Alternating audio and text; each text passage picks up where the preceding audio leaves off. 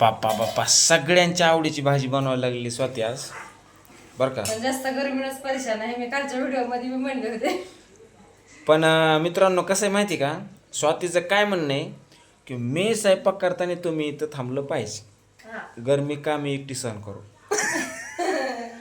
ही एक अर्धा घंटा खालीच विषय झाला. मी यांच्यासोबत म्हणजे भरपूर डोकं लावलं होतं की मी एकटीच का बरं सहन करू ही गरमी.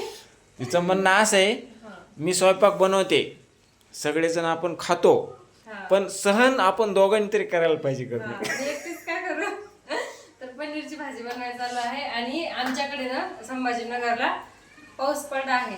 पडला आहे म्हणजे बऱ्यापैकी बी नाही पडला, कमी पण थोडा पडला. पडलेला आहे. पण गरमी मला तर वाटतं पाऊस पडा पण जास्तच होईल आता संध्याकाळी गरमी. पण कुठं कुठं पाऊस पडला कमेंट मध्ये सांगा. मी आज बनवत आहे पनीरची भाजी. तुम्ही कशाची भाजी बनवली ते पण कमेंट मध्ये सांगा. आणि स्वातीची भाजी पनीरची झालेली कशी आहे ते पण कमेंट मध्ये सांगा. रेडी नाही झाली अजून.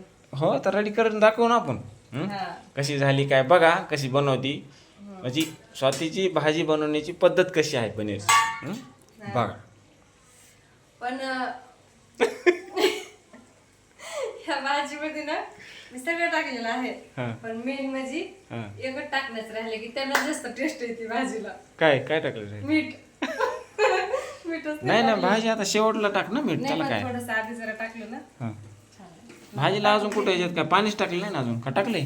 टाकलं एवढंच भाजी बनवायची, जास्त नाही बनवायची. हो का. बरं आता मीठ टाका.